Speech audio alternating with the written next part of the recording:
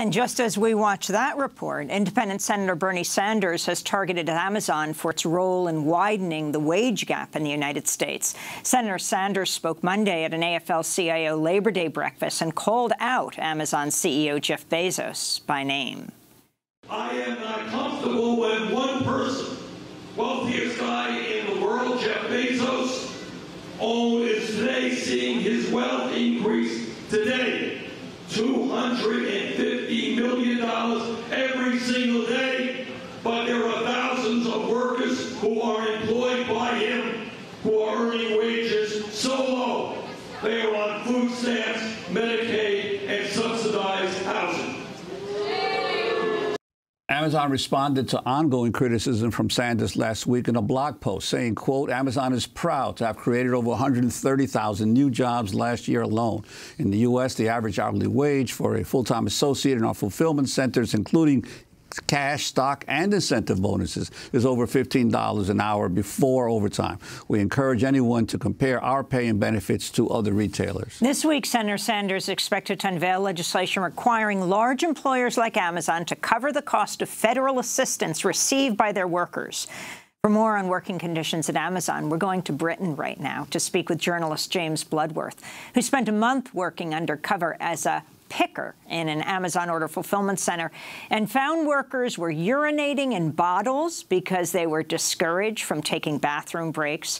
His new book is Hired: 6 Months Undercover in Low-Wage Britain. Welcome to Democracy Now! It's great to have you with us, James. Lay out what you found about Amazon. You've been tweeting nonstop about it hitting $1 trillion. Its CEO, its founding head, Jeff Bezos, the richest man in the world.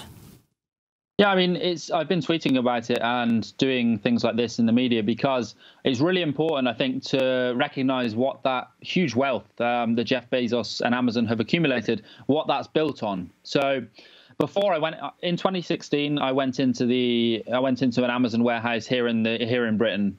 And before that, I mean, I used Amazon myself. It was kind of a first place I'd go to buy books or DVDs, say. I didn't really know much about what goes on in the warehouses. I kind of, like other people, I mean, I wouldn't say I idolized Jeff Bezos, but he was someone in the culture who was, you know, you had some respect for because he'd set up this organization that so many of us used. And while I went into the warehouse in 2016, I was really, really shocked by some of the things I saw there. I've worked in warehouses before this. It's not as if I was afraid of hard work or as if I'd never been in a kind of warehouse environment.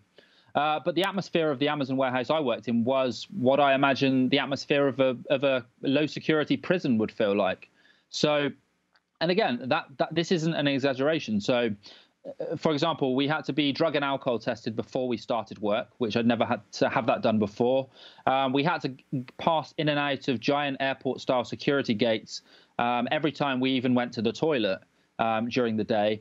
If you took a day off sick, you were given a disciplinary for that. And if you received 6 of these disciplinaries, you would effectively lose your job. And this was taking a day off sick, even if you had a letter from the doctor, even if you phoned in beforehand to say that you were going to be sick. So if you took 6 days off sick, you would effectively lose your job. And this was the biggest employer in this town.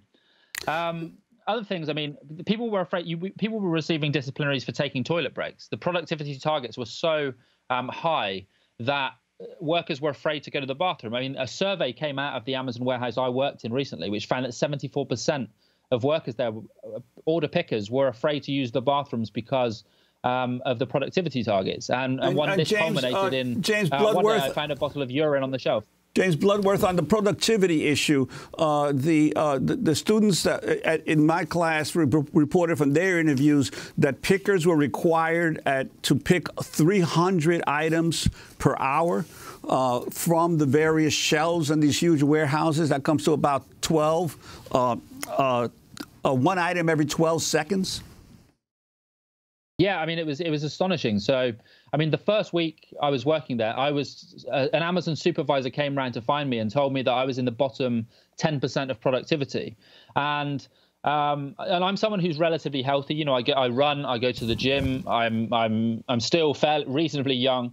But someone like me was you know, at the bottom of the productivity pecking order. So imagine what it's like if you're older, if you're overweight at all, if you have a disability. It was just impossible to keep up with the targets.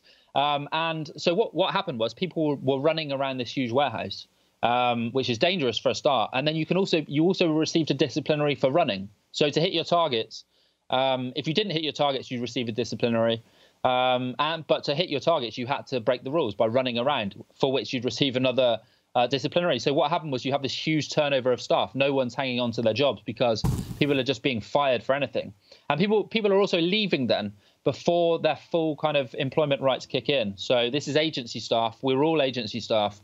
And this turnover of staff, it's almost as if, you can't prove it, but it's almost as if it's intentional. There's this, they try to get rid of you quite quickly because then they can bring more people in who don't have the same employment rights as a full-time employee. Very quickly, James, you said you found urine bottles, people afraid to go to the bathroom to take time.